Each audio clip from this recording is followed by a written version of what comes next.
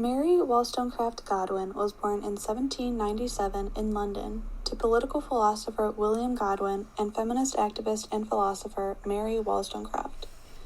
Wollstonecraft died shortly after Mary's birth, leaving her to be raised by her father. She received little formal education but was advanced and knowledgeable in a variety of subjects. At 17, she fell in love with Percy Shelley, a political follower of her father's, that seemed to embody her parents' liberal and radical ideas of free love and economic justice. Though Shelley had a pregnant wife, the pair eloped and lived a traveler's lifestyle, not staying in any place for very long. Mary lost 3 children throughout this time, her 4th being her only surviving child, Percy Florence Shelley. In 1822, her husband died while sailing during a storm. For the rest of her life, Mary focused on caring for her son and publishing Shelley's works, while receiving recognition for her novel Frankenstein. She died in 1851 in London at age 53.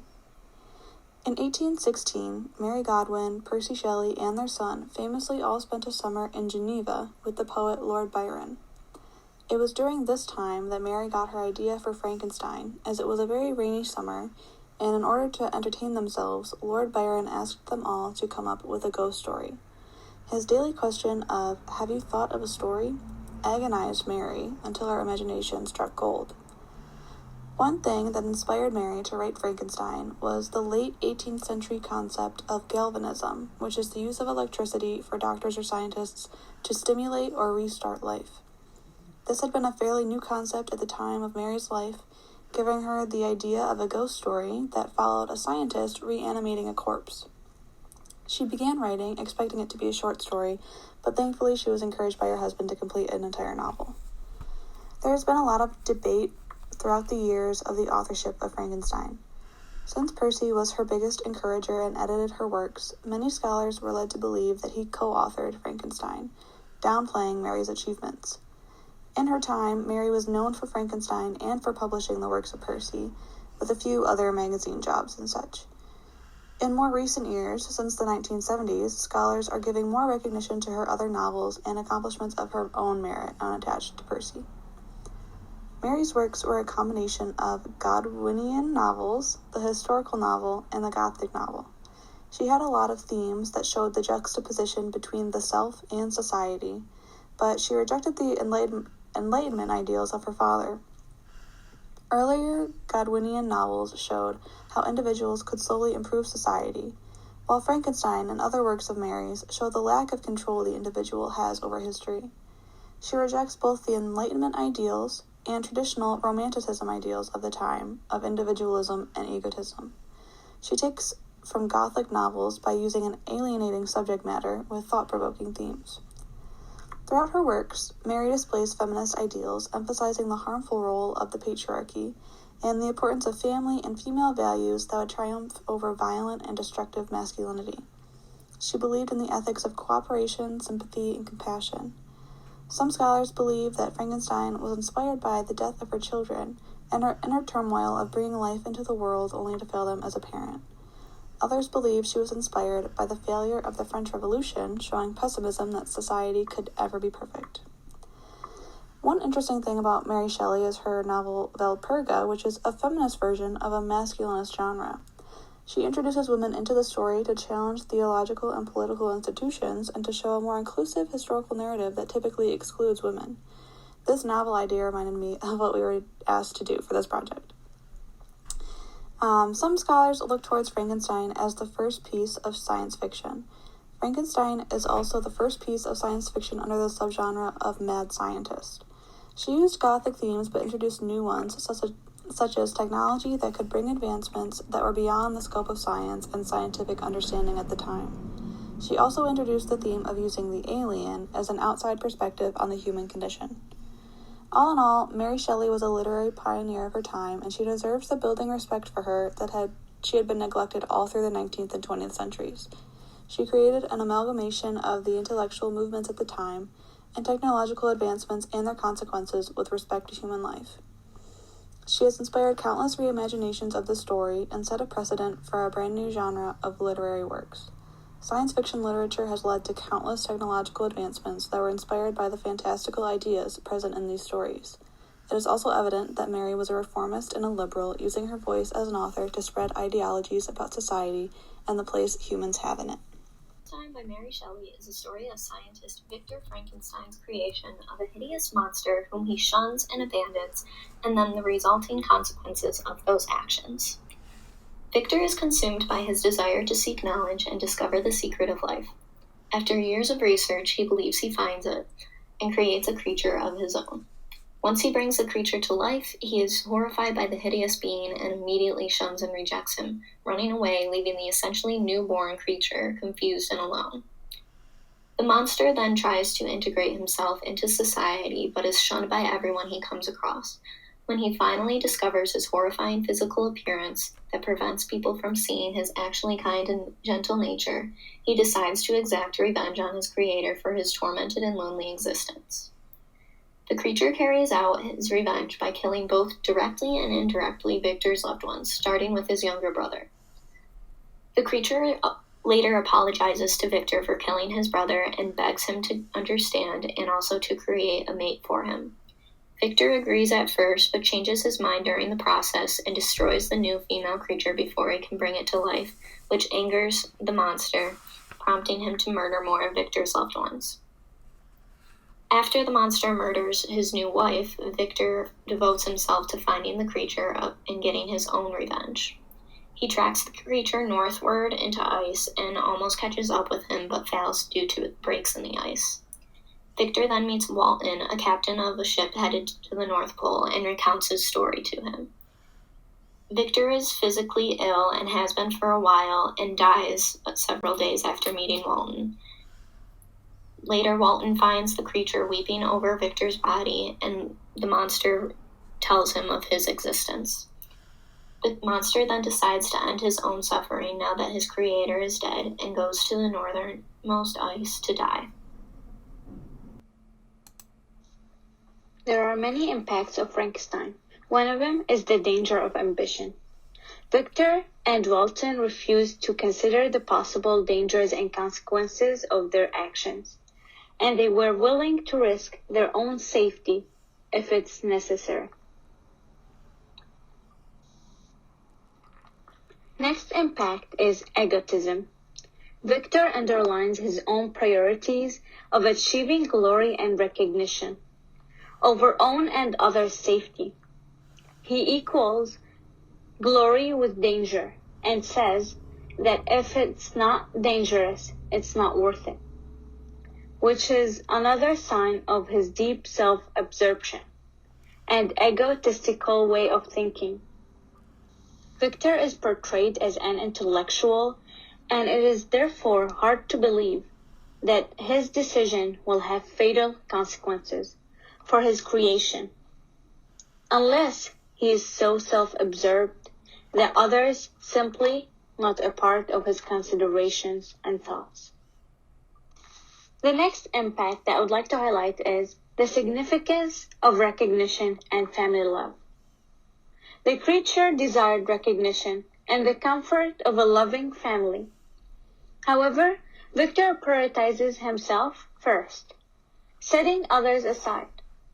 In the beginning, the creature acts unselfish, in the hopes of helping others, but the rejection from his fellow humans and the deprivation of his creator made him become just as egotistical and careless as Victor. As a result, Victor failed as a parent to his creation. Another impact is that Mary Shelley claims that man can cause monstrous birth. She lived in a time where men and women were separated in the public and private spheres. Shelley's warning against creation without any female intervention, which is an act that should not be repeated.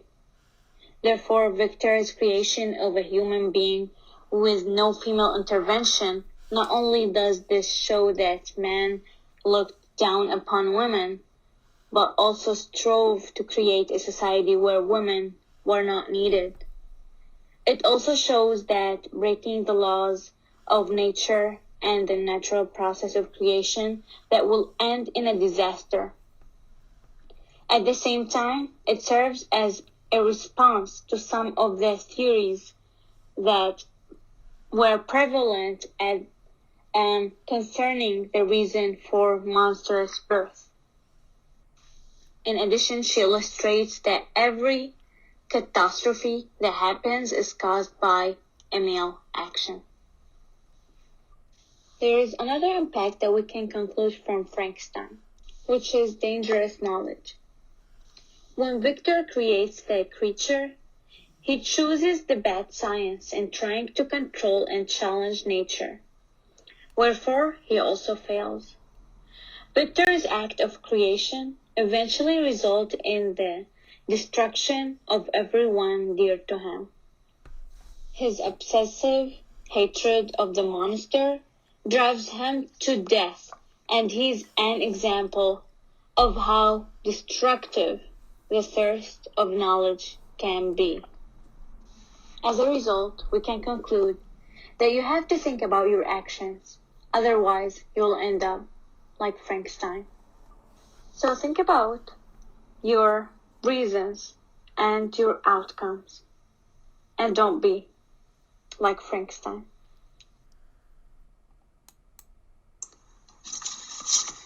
One of the important ideas that comes out of the book is taking responsibilities for our actions. Victor denying any association with the monster he created is what caused other innocent bystanders, including his own loved ones, to face tragedy. Frankenstein shows that by not confronting our actions, our mistakes start to make an impact on others, whether we meant to or not. Addressing the problem we caused and working to fix the effects will help everyone that has been affected by those consequences. Another idea that pops up is questioning the morality of our actions. Recent advancements in technology has opened up a door of new opportunities and possibilities for scientists to explore, such as colonizing Mars or cloning animals. Frankenstein brings this up when Victor created life only for negative consequences to follow rather than good results. Victor shows that we are capable of going beyond our limits, but makes us consider whether that is good or bad. Even if we could do something new, we should consider if we should take that risk. I think Frankenstein has a lot of relevance today, especially reflecting certain themes regarding acceptance. A lot of the times when people look a little bit different or maybe have a scar on their face or even in their hearts, society is really quick to reject them and make them not feel welcome or loved. And so, you might think that they're scary or something like that, but, at the end of the day, they're just people and they should be treated like people. The monster in Frankenstein does experience this with the family. He falls in love with them. He follows them around. He kind of learns English from them and really loves them. And then when he exposes himself to them, they find him scary. They call him ugly. They want to kill him. And so it's really an interesting point. I'll also say that after the monster in Frankenstein experiences this, he gets really angry and violent, and so this shows how society creates monsters by turning their back on them just because of the way they look. Also, too, we see Frankenstein's monster now depicted in Halloween very differently than Mary Shelley depicted Frankenstein at first.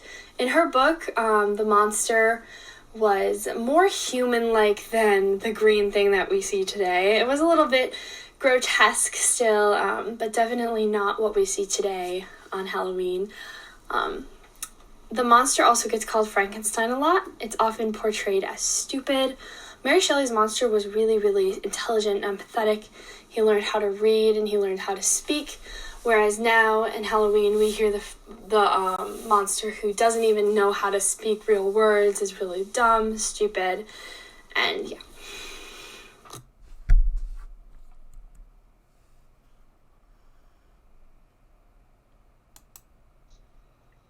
Another reason as to why Mary Shelley's Frankenstein is still relevant today can be seen as bioethics, which is the ethics of medical and biological research. One example of bioethics that's current today is genetically modified organisms, also known as GMOs.